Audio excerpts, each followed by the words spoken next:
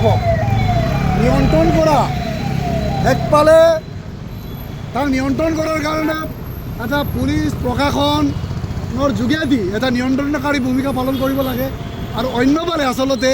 এই যিবিলাক যে সাম্প্ৰদায়িক চিন্তা খণ্ড চিন্তা বিচ্ছিন্ন চিন্তা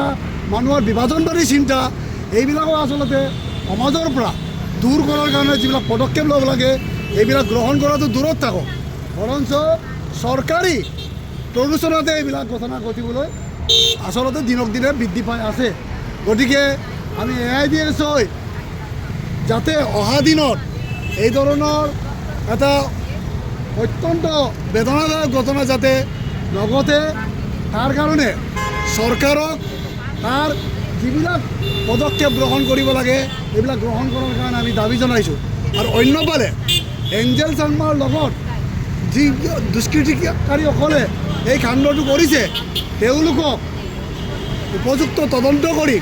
তেওঁলোকক যথোপযুক্ত শাস্তি দিব লাগে গতিকে আমি AIDSৰ ৰাজ্যিক কাউন্সিলে আজি উক্ত ঘটনাক গভীৰ নিন্দা জনোৱাৰ লগতে